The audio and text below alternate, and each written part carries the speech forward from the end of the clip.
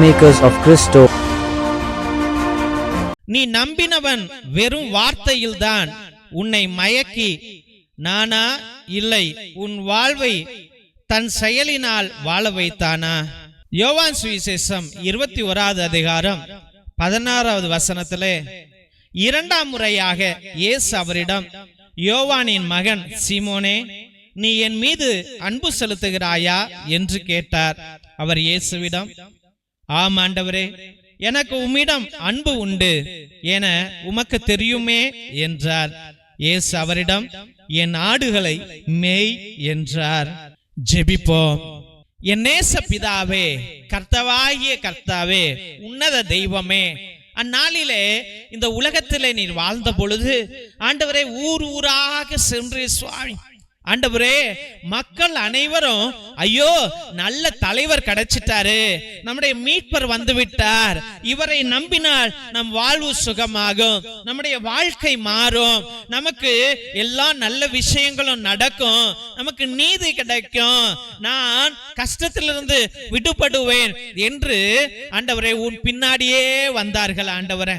அப்பா, ஆனால் சூழ்ச்சிக்காரர்கள் ஆண்டவரே உன்னை கொல்ல வேண்டும் என்று, உன் மீது பழிகளை சுமத்த வேண்டும் என்று, உன்னை அடிக்க வேண்டும் என்று, உன்னை அவமானப்படுத்த வேண்டும் என்று ஆண்டவரே நீதிபதிகளிடம் அழைத்து சென்றார்கள். ஆண்டவரே, இவனை சிலுவையில் அறையும், இவனை சிலுவையில் அறையும், இவனை சிலுவையில் அறையும் என்று அந்த பிள்ளைகள் கத்தினார்கள் ஆண்டவரே. அவர்கள் ஆண்டவரே உன் அழிவையும் உன் மரணத்தையும் காண அவர்கள் தவமாய் கிடந்தார்கள் சுவாமி. ஆண்டவரே, அதன் நிமித்தம் எத்தனையோ அநியாயக்காரர்களையும் பொய்யர்களையும் அவர்கள் விலைக்கு வாங்கினார்கள் ஆண்டவரே. அதே சூழ்நிலையில ஏசப்பா தெய்வமே, இன்றைய உலகம் ஓடிக்கொண்டிருக்கிறது ஆண்டவரே.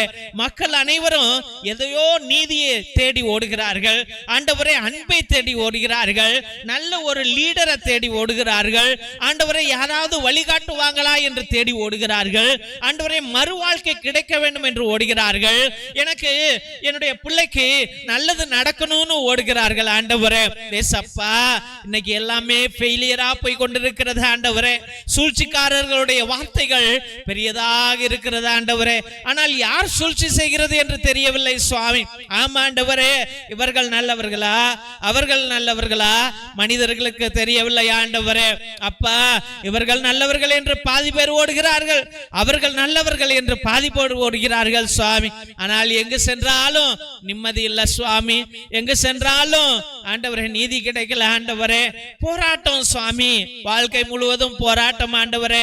அப்பா, பேதுரு சொன்னான், நான் உன்னை நம்புகிறேன், உன்னை விசுவசிக்கிறேன், உன் மீது அன்பு காட்டுகிறேன் என்று சொன்னான் ஆண்டவரே. ஏசப்பா, அதே போல இன்று உன் மீது அன்பு காட்ட யாரும் இல்லை, உன்னை நேசிக்க யாரும் இல்லை, உன்னை பற்றி கொள்ள யாரும் இல்லை ஆண்டவரே, உன் மீது ஆண்டவரே நம்பிக்கை கொள்ள யாரும் இல்லை சுவாமி. ஏசப்பா, உன் பிள்ளைகளை நீர் ஆசீர்வதிக்க ஜெபிக்கிறோம் ஆண்டவரே.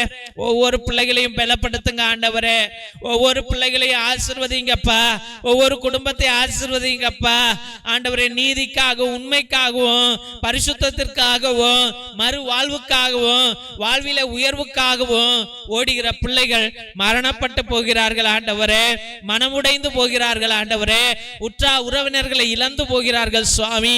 இயேசு ராஜாவே, எங்கள் மீது மனமிரங்க ஜெபிக்கிறோம் ஐயா.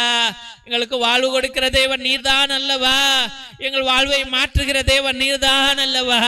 இயேசுவே, என் பிள்ளைங்க கெட்டு போக கூடாது ஆண்டவரே. ஆண்டவரே, பொய்யர்களை நம்பி போக கூடாதப்பா, அநியாயத்துக்கு இடம் கொடுக்க கூடாது ஆண்டவரே. இயேசுவே, என் பிள்ளைகளை காப்பாற்றுங்க ஆண்டவரே. ஆண்டவரே, கெட்ட பழக்கத்தில் விழுந்து விட கூடாது சுவாமி. ஆண்டவரே, கஞ்சா போதைக்கு அடிமையாகி கூட கூடாது ஆண்டவரே, சுயநலத்தோடு வாழக்கூடாது சுவாமி. ஏசப்பா, அந்த பிள்ளைகளை ரட்சிப்பீர், வாழ வைப்பீர் என்று முழுவதோடு ஜெபித்து அருமையான பிள்ளைகளை உம்முடைய பரிசுத்தமான கல்வாரி பாதத்திலே சமர்ப்பித்து ஜெபிக்கிறோம் எங்கள் ஜீவனுள்ள நல்ல பிதாவே. ஆமென், ஆமென், ஆமென். திருசிலுவை ஆசீர்வாதத்தை பெற்றுக்கொள்வோம். தந்தை ஆசீர்வாதத்தின் திருசிலுவை. திருசிலுவை உனக்கும் உன் குடும்பத்திற்கும் வெளிச்சமாய் இருக்கிறது. நரக சர்ப்பம் உனக்கு அதிபதியாக வேண்டாம். சாத்தானே அப்பாலே போ, நீ கொடுப்பது தீது, நீயே அந்த நஞ்சை உட்கொள். நற்கருணை ஆசீர்வாதத்தை பெற்றுக்கொள்வோம். எல்லாம் அல்ல இறைவன் தந்தை, மகன், தூய ஆவியார் உங்களையும் உங்கள் குடும்பத்தையும் ஆசீர்வதித்து வழி நடத்தி காத்தருள்வாராக. ஆமேன், ஆமேன், ஆமேன். இயேசுவில் அன்பார்ந்த சகோதர சகோதரிகளே, முதலாய் உங்கள் அனைவருக்கும் எங்களுடைய மனமார்ந்த நன்றிகளை தெரிவித்துக் கொள்கின்றோம். எங்களுடைய சபைக்கு உங்களால் முடிந்த உதவிகளை அன்றாட நீங்கள் செய்து கொண்டிருக்கிறீர்கள்.